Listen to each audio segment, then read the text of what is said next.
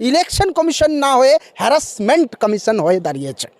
আমাকে বলতে লজ্জা লাগছে যে একটা টেকনিক্যাল লজিক্যাল আপনার ডিসক্রিপেন্সিস, এটা লজিক্যাল না ইললজিক্যাল। আপনার প্রপার যখন প্ল্যান ছিল না, বিএলওরা তো মারা গেল, তো এই ধরনের একটা কাজ আপনারা করালেন কেন? এসআইআর এর আগেও হয়েছে, কিন্তু এই সিস্টেম যেই সিস্টেমে করা হচ্ছে সেটা সম্পূর্ণ মানুষকে হ্যারাসমেন্ট করার। এই জন্য হচ্ছে যে বাংলার মানুষের অধিকারকে ক্ষুণ্ণ করতে হবে। মানুষ ভোটের মাধ্যমে আর নেতা নির্বাচন করবে না, মেশিন দিয়ে নেতা নির্বাচন হবে এবং একটা টিম দ্বারা, ইনস্টিটিউশন ম্যানেজমেন্ট দ্বারা নেতা নির্বাচন হবে। গণতন্ত্র না হয়ে এটা যন্ত্রতন্ত্র হয়ে যাবে। গণতন্ত্র, কাইন্ডলি এটাকে দেখবেন, গণতন্ত্র না যন্ত্রতন্ত্র, যন্ত্র দ্বারা তন্ত্র হবে।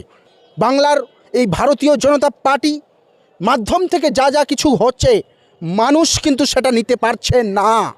ভারতবর্ষের মানুষ তথা পশ্চিমবঙ্গের মানুষ মোদি দিদি এদের কাছ থেকে একদম শেষ হয়ে গেছে। 2002 নাম থাকার পরেও মানুষকে হেয়ারিংয়ে ডাকা হচ্ছে, একেবারে হয়রানির শিকার হচ্ছে মানুষ, কী বলবে? দেখুন, লজিক্যাল ডিসক্রিপেন্সি অর্থাৎ এইটা আসলে ইললজিক্যাল হয়ে গিয়েছে।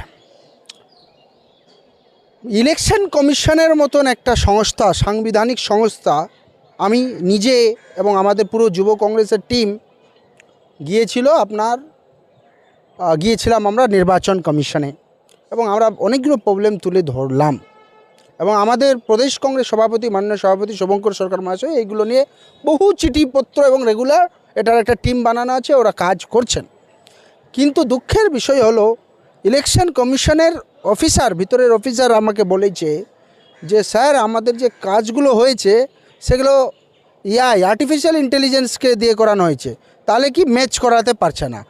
মানে এই বর্তমান টেকনোলজির যুগে ভারত সরকারের সেই রকম স্ট্রাকচার নেই, অথবা সাংবিধানিক সংস্থার সেই রকম স্ট্রাকচার তৈরি করা যাচ্ছে না যে সেটাকে ভালো করে ফলো আপ করবে, ভালো করে জিনিসগুলো দেখবে, লোকে হয়রানির শিকার হবে না। শুধু টেকনিক্যাল ইস্যুতে মানুষকে হয়রানি করা, মানুষের বৈধ থাকা সত্ত্বেও এবং 2002 থাকা সত্ত্বেও তাদেরকে হয়রানি করা, তাদেরকে বিরক্ত করা, এটা সম্পূর্ণ অসাংবিধানিক, সম্পূর্ণ এটা আপনার আইন বিরোধী। এটা মানুষেরকে অত্যাচার করা হচ্ছে। বাংলার এই ভারতীয় জনতা পার্টি মাধ্যম থেকে যা কিছু হচ্ছে মানুষ কিন্তু সেটা নিতে পারছে না।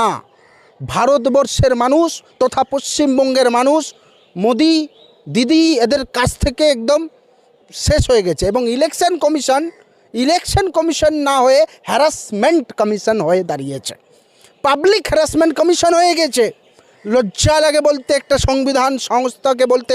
আমিও একজন সাংবিধানিক supreme court and Calcutta high court সেই রকম ইনস্টিটিউশনে কাজ করি অ্যাজ এ আইনজীবী।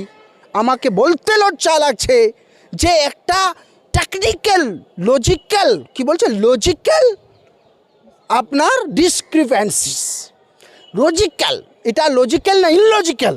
আপনার প্রপার যখন প্ল্যান ছিল না, বিএলওরা তো মারা গেল, তো এই ধরনের একটা কাজ আপনারা করালেন কেন? এসআইআর এর আগেও হয়েছে, কিন্তু এই সিস্টেম যেই সিস্টেমে করা হচ্ছে সেটা সম্পূর্ণ মানুষকে হ্যারাসমেন্ট করার। আমার কি দোষ? একটা গরিব মানুষের কি দোষ? লজ্জা করার বিষয়। ইলেকশন কমিশনকে জবাব দিতে হবে। রণজিৎ চ্যাটার্জি পশ্চিমবঙ্গের এআইসিসি সেক্রেটারি, কংগ্রেসের এআইসিসি সেক্রেটারি ফরমার ছিলেন এবং কংগ্রেসের বড় লিডার এবং ওনার বাবা কমিশনার ছিলেন, তাকে গিয়ে নোটিশ পাঠিয়েছে। লজ্জা করা উচিত কমিশনকে। অমর্ত্য সেন ভারতবর্ষের গর্ব, ভারতবর্ষকে নোবেল নিয়ে এসে দিয়েছেন, তাকে নোটিশ পাঠিয়েছে। আরও একটা আমি জানিয়ে রাখি, আমি এগুলো বলতে নেই কিন্তু বলতে হচ্ছে, বিএসএফে কাজ করে খুব আইজি ডিআইজির র্যাঙ্কের অফিসার আমার কাছে স্বীকার করেছেন, কথাবার্তা বলতে গিয়ে একটা কোনো ম্যাটারে স্বীকার করেছেন যে স্যার একদিনের ছুটি নিয়ে আমাকেও দৌড়তে হচ্ছে, আমাকেও নোটিশ পাঠিয়েছে। বলা হয়েছিল বাংলাদেশি ঘুষপেটিয়া এসআইআর থেকে বাদ যাবে, কিন্তু বাংলার বা ভারতের মানুষকে হয়রানি করা হচ্ছে কেন? এই যে করা হচ্ছে কেন, করা এই জন্য হচ্ছে যে বাংলার মানুষের অধিকারকে ক্ষুণ্ণ করতে হবে। মানুষ ভোটের মাধ্যমে আর নেতা নির্বাচন করবে না, মেশিন দিয়ে নেতা নির্বাচন হবে এবং একটা টিম দ্বারা, ইনস্টিটিউশন ম্যানেজমেন্ট দ্বারা নেতা নির্বাচন হবে। গণতন্ত্র না হয়ে এটা যন্ত্রতন্ত্র হয়ে যাবে। গণতন্ত্র, কাইন্ডলি এটাকে দেখবেন, গণতন্ত্র না, যন্ত্রতন্ত্র, যন্ত্র দ্বারা তন্ত্র হবে। এই যে টোটালি অসাংবিধানিক, ভারতবর্ষের মানুষ তথা এবং পশ্চিমবাংলার মানুষের একটাই উপায়, আন্দোলন। রাস্তা ছাড়া উপায় নেই। পথে এবার নামো সাথী, পথেই হবে, পড়ছে না, আর পথেই হবে লড়াই, নাহলে ইলেকশন কমিশন এরা ঠিক হবে না। আপনারা যখন দেখছেন ইভিএম দিয়ে ভোট হচ্ছে, তাহলে ভোট বয়কট করছেন না কেন কংগ্রেসের তরফ থেকে?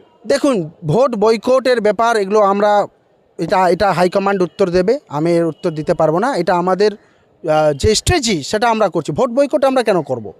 আমরা ভোটের সিস্টেমকে ঠিক করব, সেটার জন্য আমরা আন্দোলন করব। ভোট বয়কট করে দিলে তো একাই জিতে যাবে, ওদেরকে ছাড়বো না, ছেড়ে কথা বলবো না, লড়াই চাই। তাহলে ভোট বয়কট করা মানে কি আমরা হার মেনে নিলাম? আমরা আমাদের সিস্টেম দিয়ে তাদেরকে নাস্তা নাবুদ করে দেবো। সিস্টেম চেঞ্জ করার পর দেখা হতে গেল যে বিহারে আবারও জিতে গেল বিজেপি। দেখুন, বিহারে অনেক কিছু ঘটনা ঘটেছে। বিজেপি জিতেছে পুরো ম্যানেজমেন্ট করে, ঘুষ দিয়ে, 10,000 টাকা ফেলে দিয়ে, কোটি টাকা, কয়েক হাজার কোটি টাকা, কয়েকশো হাজার কোটি টাকা লোন নিয়ে, মানুষের কাছে ঘাড়ের লোনটা নিয়ে, ওই লোন দিয়ে মানুষকে টাকা দিয়ে লুট করেছে ভোট এবং ম্যানেজমেন্ট করেছে। পশ্চিমবাংলায় সেটা আমরা, জাতীয় কংগ্রেস সেটা হতে দেবে না। জাতীয় কংগ্রেস, শুভঙ্কর সরকার, মাননীয় সভাপতি শুভঙ্কর সরকার দাদার নেতৃত্বে আমরা লড়াইটা লড়ছি এবং আমাদের টিম ফুল ফ্লেজে কাজগুলো করছে।